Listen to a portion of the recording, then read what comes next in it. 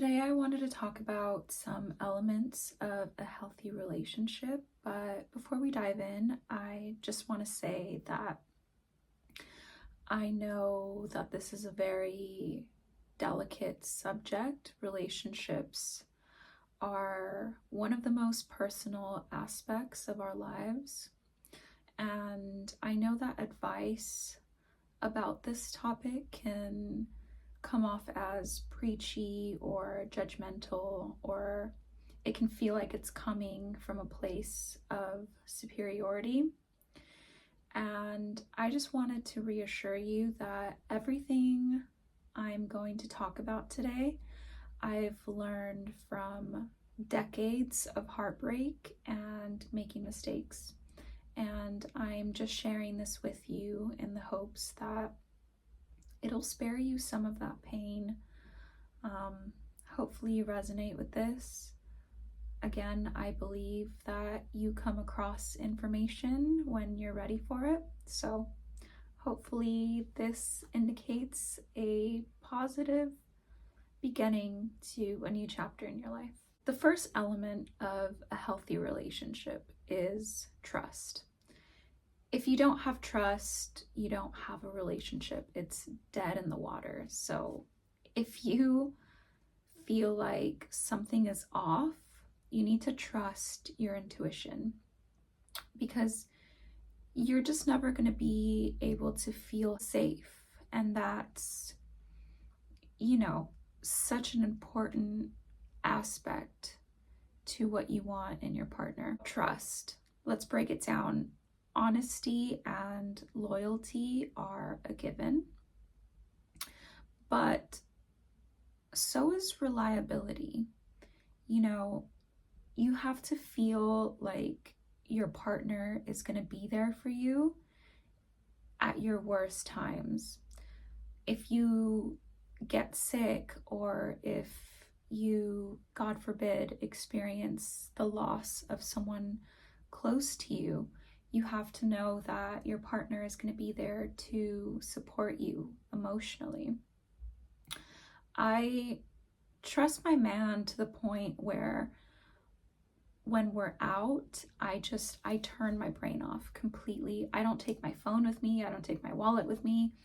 My man is just in charge. I don't even, this is bad, but I don't even have to look across the street if he's holding my hand, because I know he's not going to let me get hit by a car.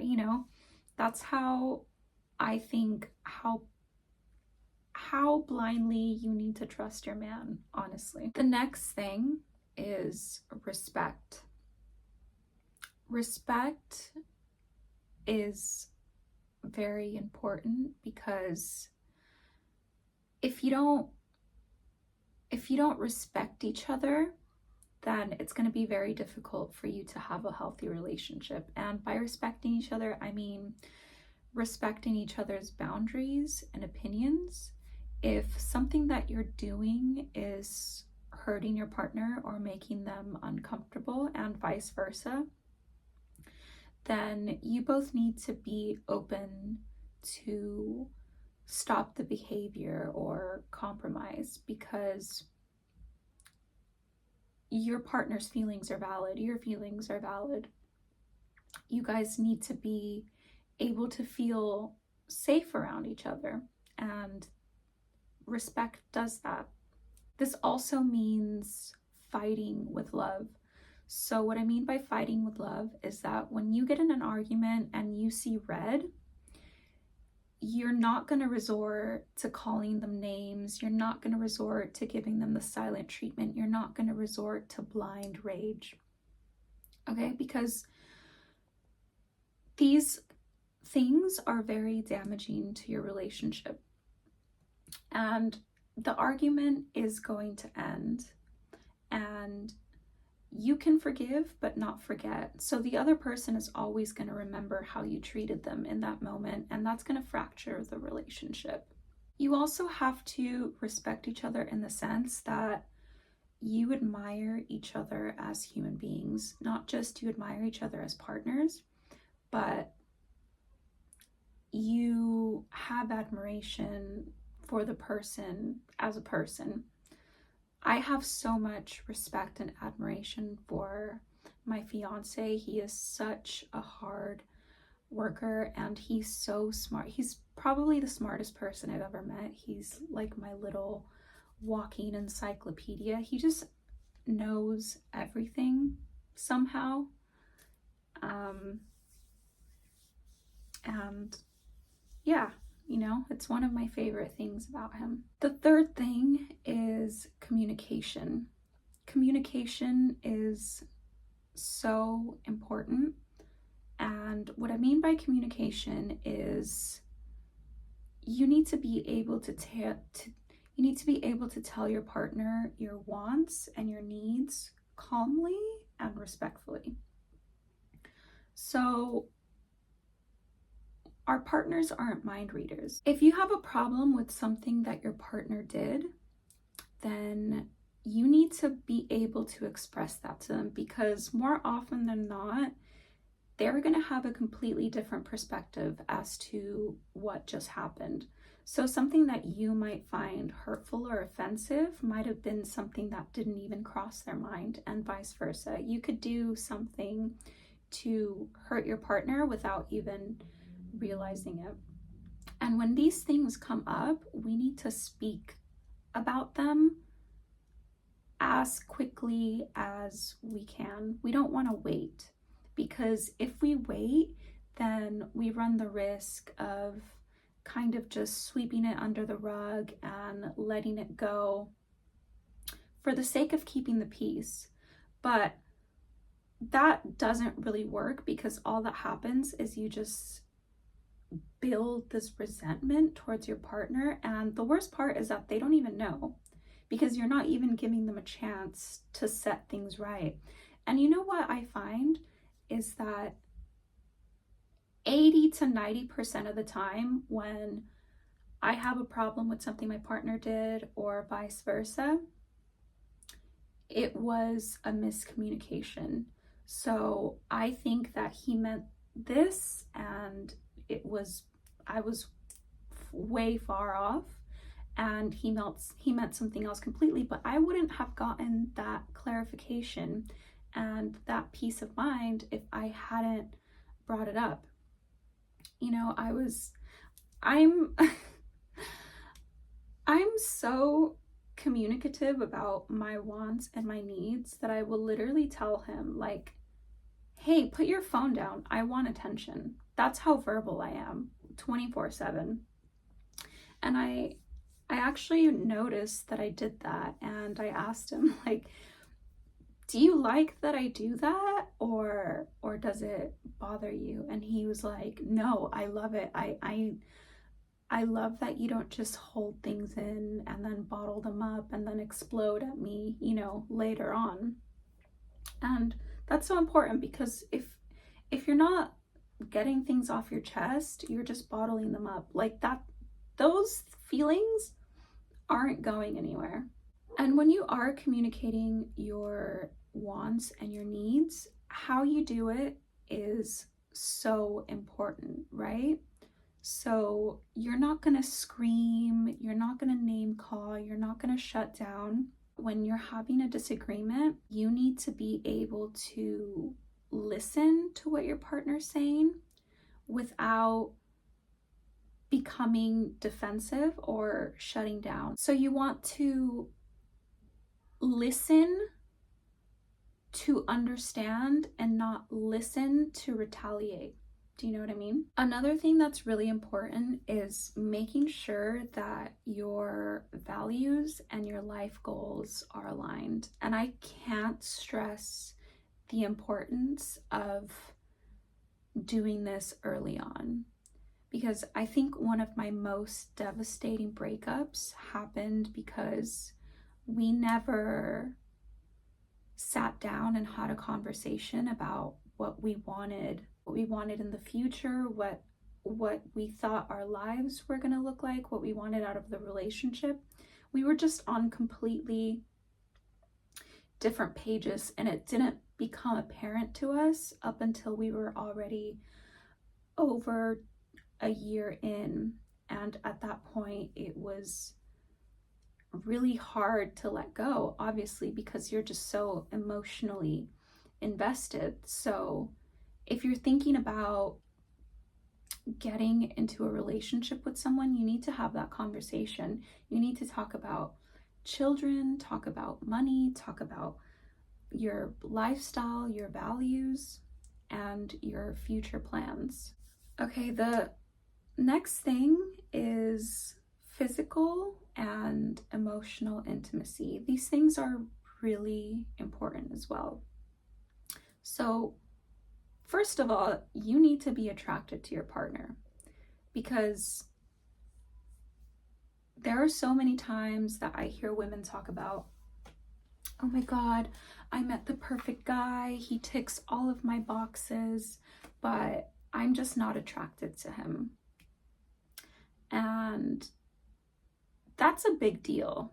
That's not something that you can overlook as much as you may want to, because that's not fair to you, and it sure as hell is not fair to your partner.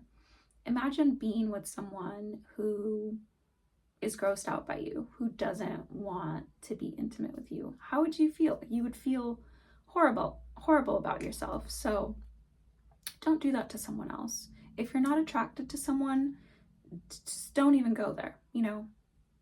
Move on to the next. You will find somebody that is a good person and you find attractive. You don't need to settle. You also need to learn your partner's love language.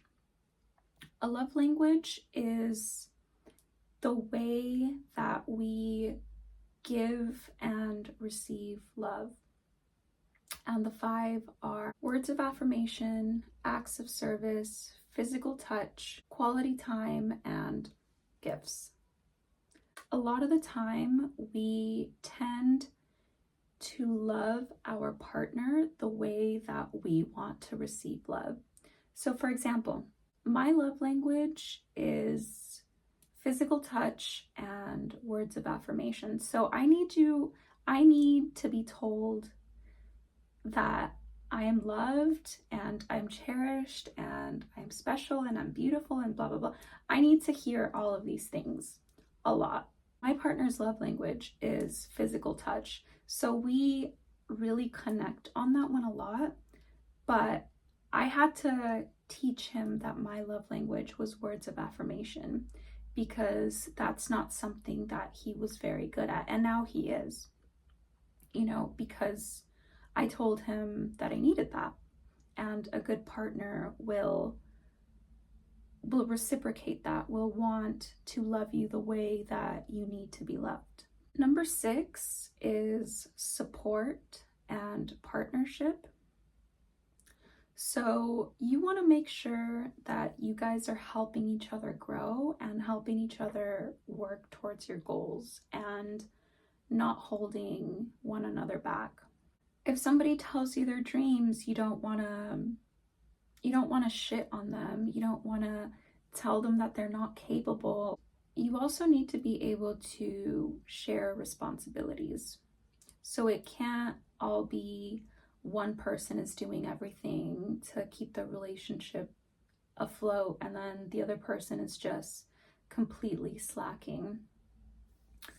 So my partner and I have a very traditional relationship dynamic where he is the provider, so he pays for everything, all of our bills, and I am a stay-at-home fiance, and I do all of the cooking and the cleaning, basically everything around the house, so that when my man comes home, he can turn his brain off. He doesn't have to think about anything. He doesn't have to think about, do I have clean clothes? What am I going to have for dinner? That's a symbiotic relationship, right? We're both putting in a lot of effort for each other. And your relationship doesn't have to look like that in order to be healthy. But let's say that you're the one who's always going to see them. So you're the one who's always driving, you're the one who's always, you know, using up your resources to make the relationship work, and they're not really reciprocating any of that. That's a huge red flag. Number 7 is just having fun and keeping the friendship alive. So even though you guys are in a relationship, you still need to be friends. You still need to enjoy your time together. For example, my man and I, we love going on walks and we love playing video games. We're both really huge nerds, and it's one of the things that we bonded over the hardest. Like, we both love Lord of the Rings, we both love Baldur's Gate. We're playing it for the second time. I think we have close to like 300 hours sank into that game so far, and that's just what we love doing. We're, I think, really lucky in that regard that we just happen to enjoy the same things. Also, don't stop dating each other. You still want to go out on dates and you still want to keep the romance alive. You know, you don't want to just take things for granted. And you also want to be grateful for the little things. So if your partner packed you lunch, or if they brought you some flowers, or they thought of you and they got a snack for you, or they grabbed you a coffee, don't stop appreciating those things. Every time my partner gets groceries for us, I always thank him for our groceries. Every time he buys me anything, every time he gets me a coffee, anything, I make sure I say thank you. I make sure that he knows that the effort that he's putting into doing these kind things for me isn't being overlooked. And it's also positive reinforcement, because when people are grateful, we want to keep doing things for them, because it makes us feel good to have somebody be grateful for something that we've done. Makes us feel good, and it makes us want to do more of it. Number 8 is conflict resolution. So again, you need to be able to disagree without just being disrespectful. That also means knowing when to take a break. So if things are getting really heated, you need to be able to recognize that and not give in, because it feels good, right? Like giving into the rage and saying something hurtful in that moment, it feels good, it's cathartic, but nothing good ever comes from anger. We always regret it. We always regret saying something horrible, because honestly, our closest relationships are the easiest to damage. So you really want to show self-control, especially in these very tender and vulnerable and emotional moments. So yeah, you need to know when to take a break, but you also need to know when to come back to the issue, because if the discomfort is still lingering, you don't want to just sweep it under the rug. You want to be able to come to some resolution. And that also means making amends once the argument is over. So if you did make a mistake, if you did say something hurtful, if you did, whatever it is, you need to apologize for it. And vice versa, you deserve an apology as well if your partner hurt your feelings, because if we don't come to these resolutions, then again it just turns into resentment. And last but not least, autonomy and interdependence. This means being your own person in the relationship. So you're still going to have your own interests, you're still going to have your own passions, your own goals, You're not going to rely entirely on your partner to fulfill you. In other words, you're not going to become codependent.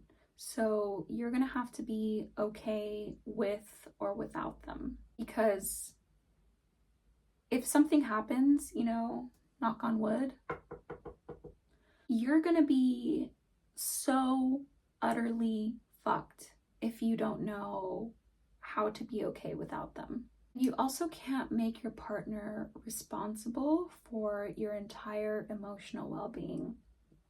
That's really not fair to them.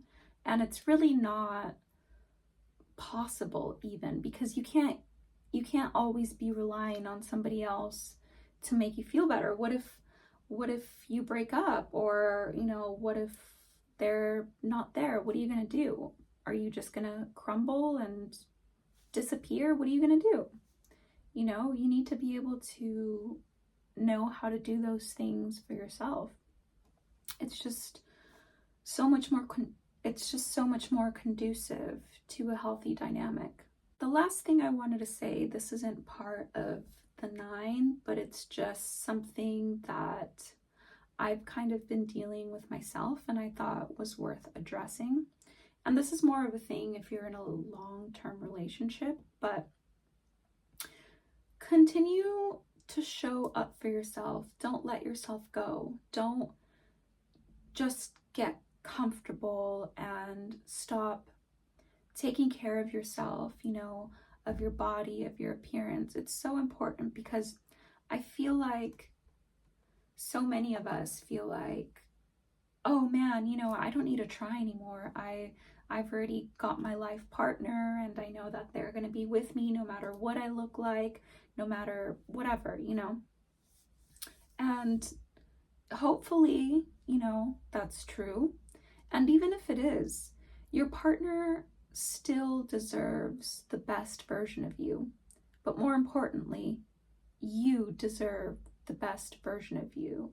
Life isn't just about finding a partner. It's about feeling good in your own skin and loving yourself and showing up for yourself.